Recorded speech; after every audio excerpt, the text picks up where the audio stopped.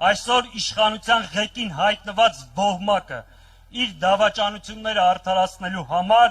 մեր ժողովրդին փորձում է համոզել, թե դիմադրելը նշանակում է պատերազմի հրահրում։ Սա ամենամեծ սուտն է։ Մենք պատերազմ չենք ուզում։ Մենք բոլորիս լավ գիտենք եւ պատերազմի գինը եւ խաղաղության արժեքը։ Մեր դիմադրությունը պատերազմի մասին չէ։ Մեր դիմադրությունը պատերազմը կանգնեցնելու, մեր սահմանները